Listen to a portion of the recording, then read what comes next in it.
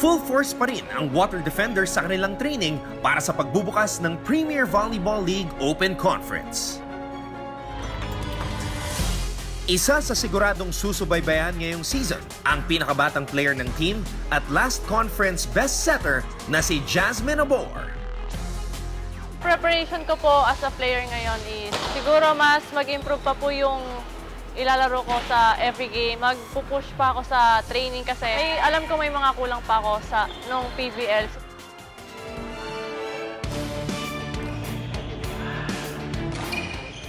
Aminado si Jasmine, vital ang kanyang posisyon sa bawat laban ng kanyang kupunan. Kaya naman, puspusan din ang kanyang paghanda.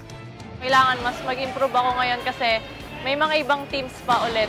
May mga ibang players pa. Kailangan mag-improve pa ako sa mga skills ko and makipag-communicate ako sa teammates. Additional motivation din para kay Jasmine ang kauna-unahang award na nakuha niya sa PVL. Hindi ko in-expect na makakuha ko nun.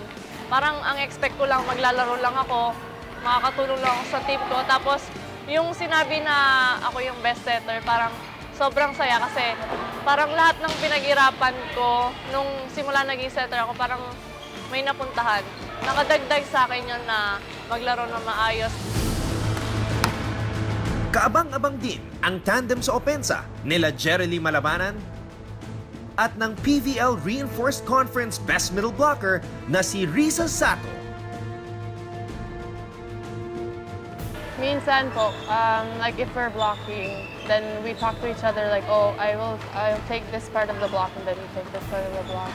And then for plays, we tell each other which one we're gonna hit.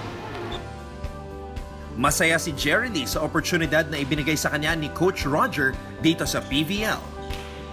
He's strict as a coach during training because he wants us to learn, so that's why he's like that. But you can tell that he really cares for his players. Like he always asks us how we're feeling or stuff because he knows that it can affect us. But and even like outside the court, he calls us anak or whatever. Yeah, he's really close with us.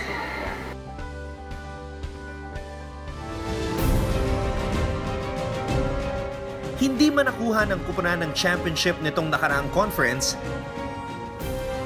handa naman si Gretzel Soltones na mas lalong pagbutihan ngayong season.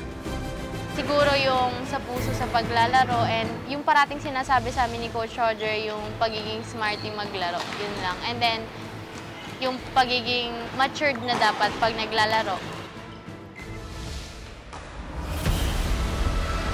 Dala ang maturity at experience na nakuha nila sa paglalaro kasama ng kanilang foreign imports nung nakaraang season, siguradong mas mabagsik na Water Defenders ang makikita ngayon sa loob ng court. Pipilitin namin na lahat ng games maipapanalo namin, tapos makapasok ulit kami ng finals, tapos makuha na rin yung championship. Sana supportahan nila kami ng tuloy-tuloy lang and huwag magsawa. Gagawin po namin lahat ng best namin as a team and bibigyan namin sila ng magandang laban.